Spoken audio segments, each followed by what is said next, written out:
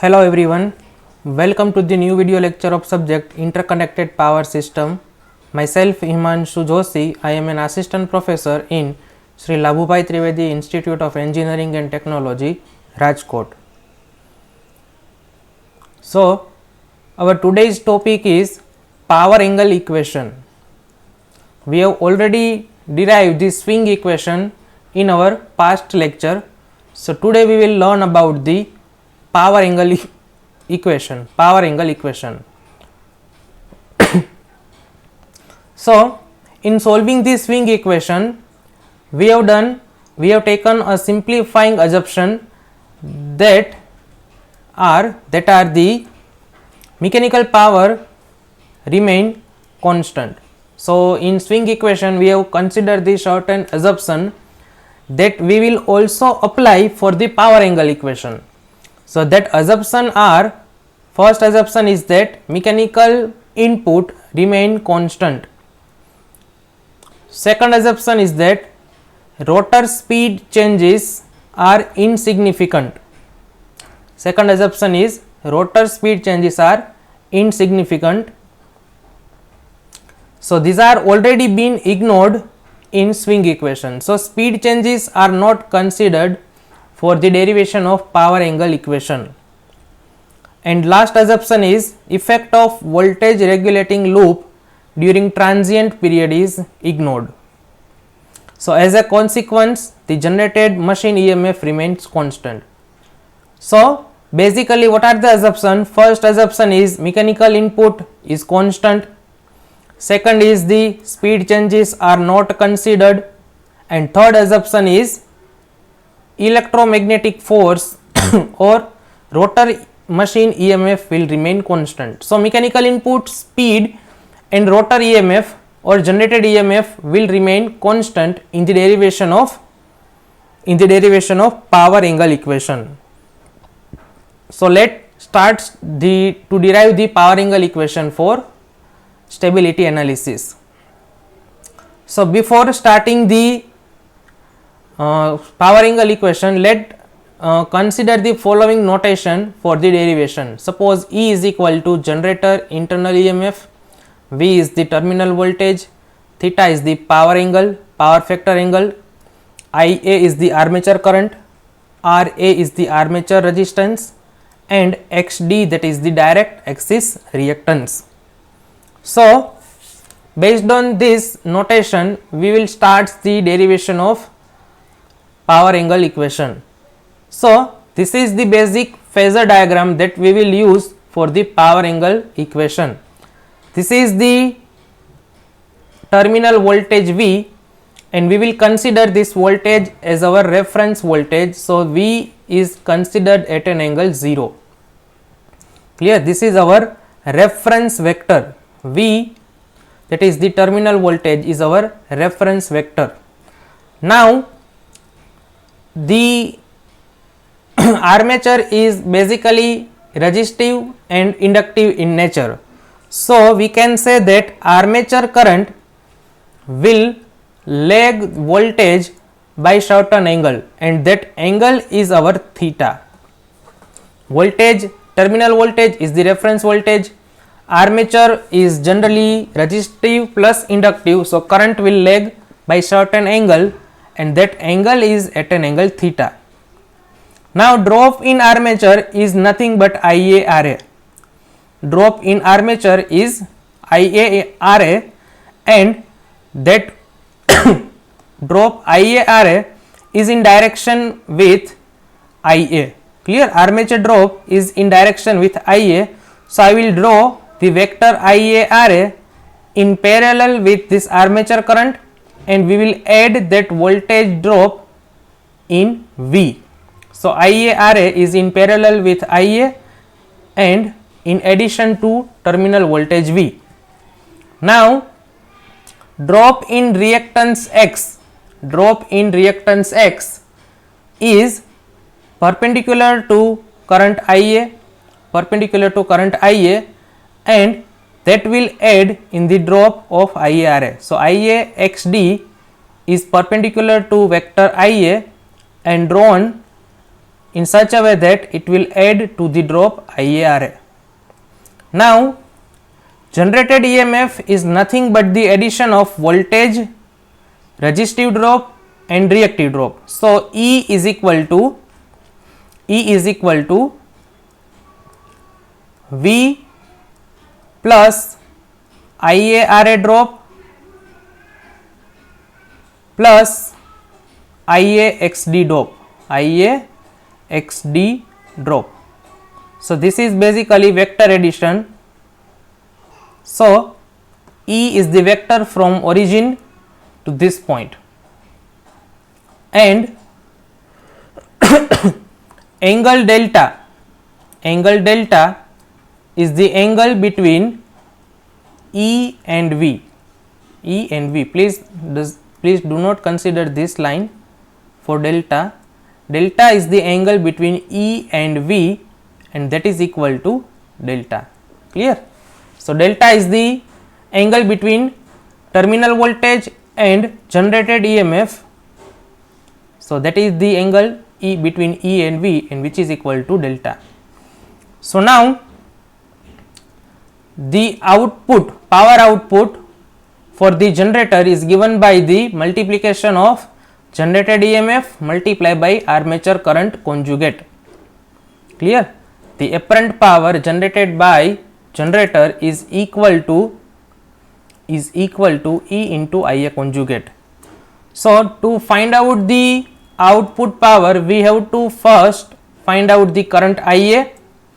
After that, we have to take complex conjugate of that current Ia.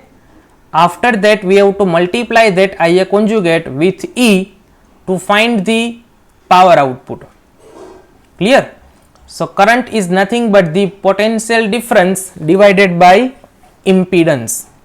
So, potential difference is in between E and V. Potential difference is between E and V, and impedance is nothing but the impedance of generator, that means Ra plus jXd, and potential difference is nothing but the E minus V. Now, V is at an angle 0, E is at an angle delta. So, E at an angle delta minus V at an angle 0 divided by Ra plus jXd.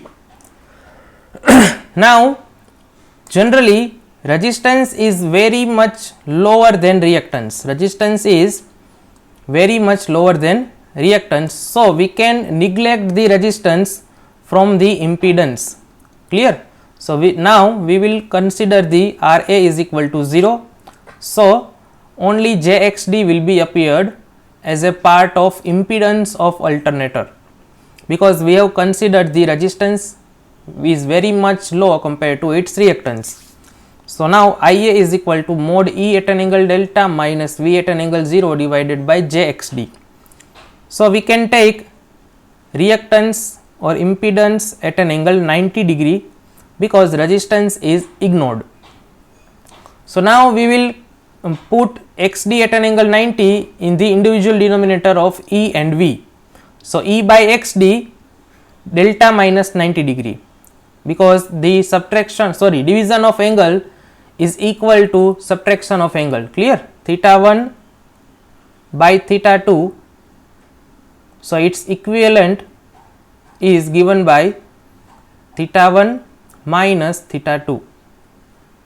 So, over here delta degree divided by 90 degree is equal to delta minus 90.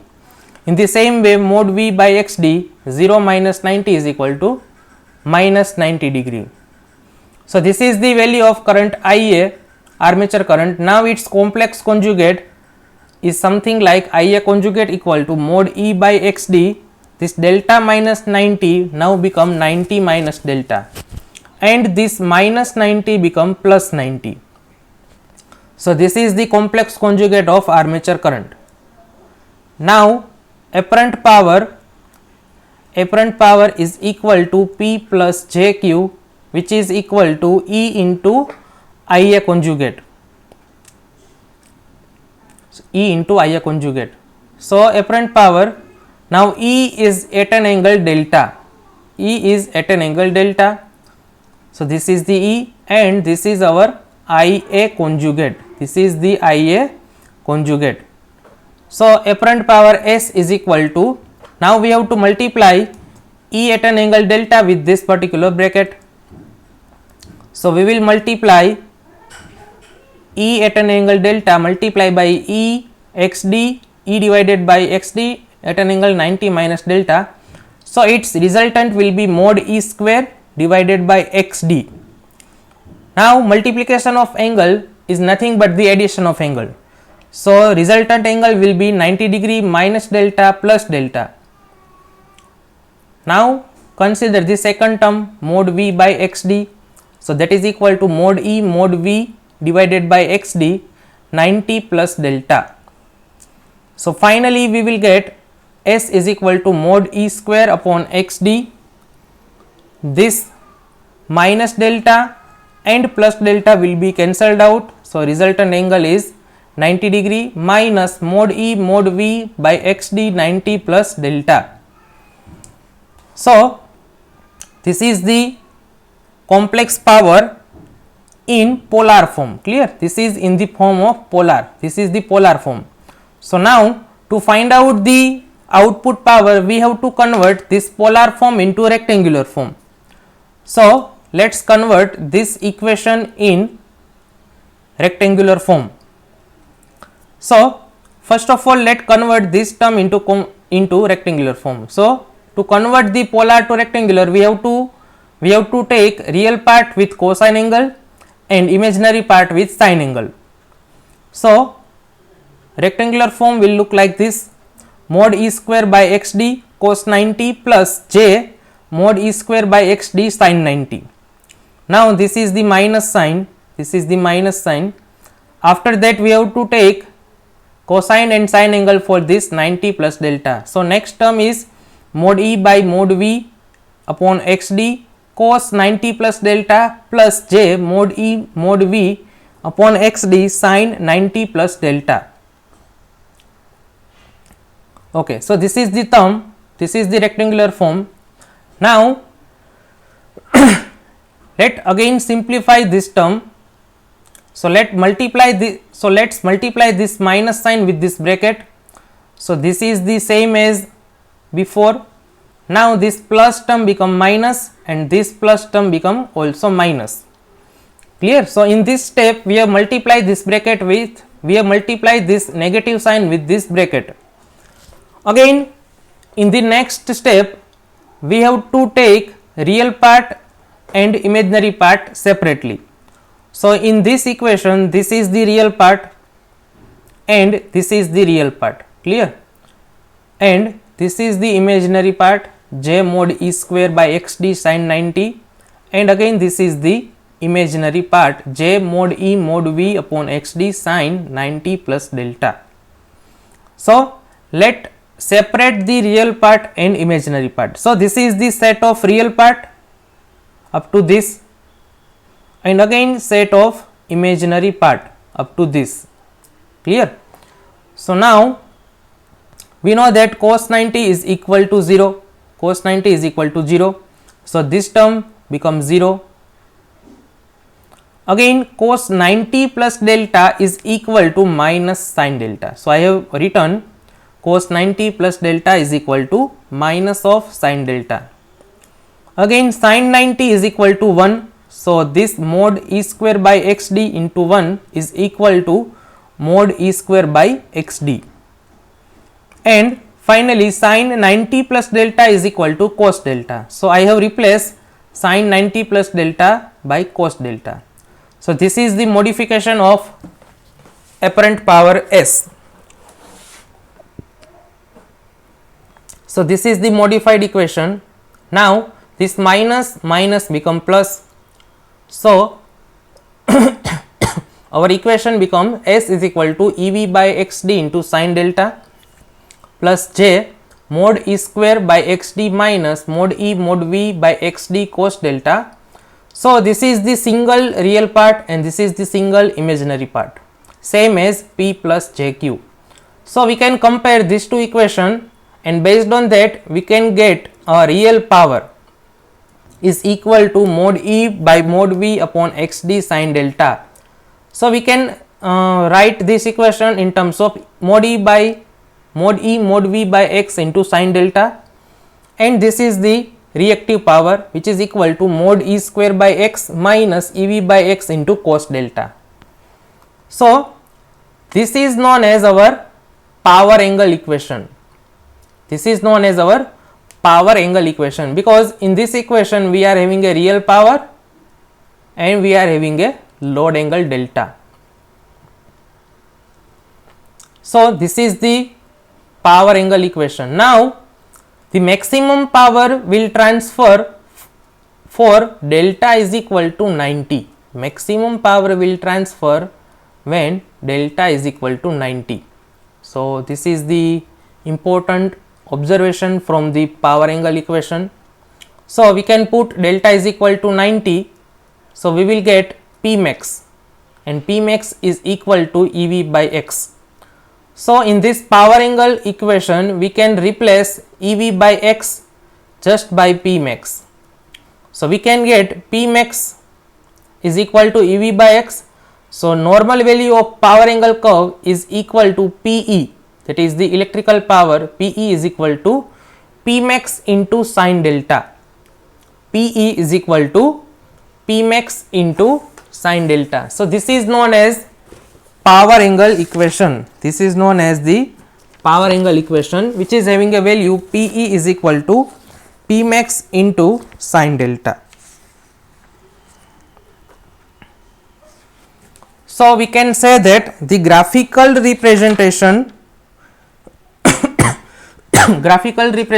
of power PE and load angle delta, power PE and load angle delta is called power angle diagram, or we can say that power angle curve, power angle diagram or power angle curve.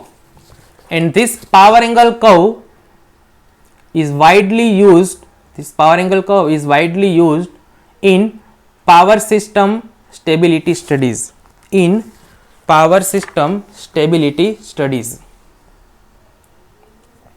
So this is the power angle curve look like. So you can see over here two mode of operation. First mode is for generator, second mode is for the motoring action. So we have to consider only generating part, because we have learned, currently we are going to learn about the generator stability or power system stability. So you can see that when delta is equal to 0, let me write equation over here, EV by x into sin delta, and that is equal to P. So when delta is equal to 0, sin 0 becomes 0. So P is equal to 0, electrical power output is equal to 0. So when delta will increase, power will also increase, When delta is equal to 90, sin 90 become 1, and that is equal to P max. So for delta is equal to 90, you will get the value of power output, which is equal to P max, Now if further increase of delta, the power, or we can say that sin value becomes down, because sin is a trigonometric function and it is having a maximum value which is equal to 1, and that maximum value occur at del theta is equal to 90. So when delta is equal to 90, you will get the maximum power, and if delta is greater than 90 or less than 90, the sin is having a value which is lower than 1. Clear? Sin trigonometric function has maximum value for angle delta. Now if you further increase the angle or decrease the angle, you will get the value which is less than 1.